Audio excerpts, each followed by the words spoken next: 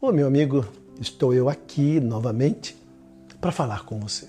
São temas, às vezes uns mais interessantes, outros provocados, e às vezes em uns temas a gente fala melhor, outros a gente deixa a desejar, e a gente vai fazendo, vai falando, né? Vai discutindo, vai conversando, e aqui olhando para você. Você sabia que eu estou te enxergando aí? E você falando comigo, você ali ouvindo o que eu estou dizendo. E hoje eu queria falar com você sobre Adão e Eva. Quantas histórias! Eu mesmo ouvi tantas histórias. E quando eu ouvia histórias, eu achava exatamente que as coisas eram assim. E por isso existe tanta confusão. O que significa isso, padre? O que significa a história de Adão e Eva? O que quer dizer tudo isso? O autor sagrado, ele se depara com alguns problemas, alguns desafios. A Bíblia não é um livro que caiu pronta do céu. A Bíblia é um livro que foi sendo escrito baseado numa fé monoteísta, isto é, na fé do Deus libertador que os tirou do Egito. E a partir daquela fé, o povo foi interpretando e foi iluminando a realidade a qual eles enfrentavam com aquela fé. A fé era um farol que iluminava a realidade. A Bíblia, antes de ser escrita, foi vivida por um povo. Então, no período mais ou menos do entorno do ano 900 a.C., quando reinava Salomão, Salomão se tornou um rei despótico, um rei que oprimia o povo, e o povo começou a pensar, poxa vida, Deus nos tirou do Egito para nos permitir que nós soframos novamente aqui diante da opressão deste rei, e o povo começou a perguntar qual é a origem do mal, qual é a origem do homem. Será que o homem nasceu para sofrer? E aí então, neste contexto, nasce o relato do livro do Gênesis, da origem do homem. Gênesis quer dizer origem. Nasce o relato da origem do homem e da mulher. Os 11 primeiros capítulos do Gênesis, eles têm uma única verdade. Deus criou tudo o que existe. Deus criou o homem e a mulher à sua semelhança. Deus é o Criador de todas as coisas. Esta é a verdade. E o autor sagrado vai utilizando de elementos, de histórias que eram trazidas, né, que eram passadas de pai para filho, falando exatamente dessa tradição oral, e ele vai colocando então a criação. Deus criou a terra e criou tudo o que existe e por fim criou o homem. No sexto dia, para coroar a obra da sua criação, criou homem e mulher. Mas quando esse relato foi feito, a humanidade toda já estava construída.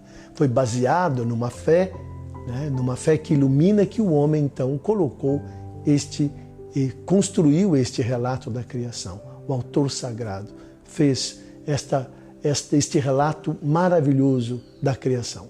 Existem várias tradições, né, que foram transmitindo e uma hora foi colocada por escrito. A tradição javista, eloísta, deuteronomista, a tradição sacerdotal, eram tradições e foram compilados isso. Adão e Eva. Adão significa Adamá, feito da terra. Então o homem partiu de uma experiência concreta. Ele percebia que o homem morria e o homem se tornava pó. Deus criou o homem. Deus é como um artesão que utiliza da terra e faz o homem. E o que dá vida ao homem é o sopro divino. Deus sopra sobre a narina do homem e o sopro de Deus dá vida. Adão e Eva. Eva é a mãe de todo o vivente. Mãe de todo o vivente. Então, obviamente, houve um casal, um primeiro casal, homem e mulher, à imagem de Deus. A Bíblia aqui não quer fazer ciência. E a Bíblia aqui também não está em conflito com a ciência. E nesse momento em que fala de teoria evolucionista, de teoria criacionista e cria uma polêmica, é simplesmente Deus criou o homem e a mulher à sua imagem e semelhança. Não queremos fazer ciência, não queremos brigar, de fato, criando uma concepção diferente daquilo que nós cremos. Deus criou o homem e a mulher. Como? De que jeito? Deus é o Criador de todas as coisas. A Bíblia não entra em detalhes, mas de fato coloca uma forma simples baseada nas tradições. Deus é Criador de todas as coisas.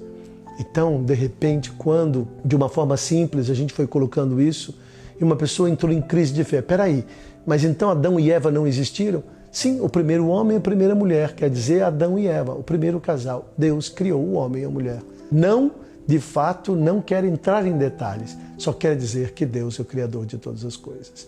E por isso, cada vez que a gente olha no ser humano, o vê digno de respeito, o vê digno de fato. Cada vez que nós olhamos para uma pessoa humana, nós o vemos digna de respeito, de direitos e de deveres. O ser humano é a imagem e semelhança de Deus. Deus criou o homem e criou tudo o que nele existe. Que conservemos a criação de Deus.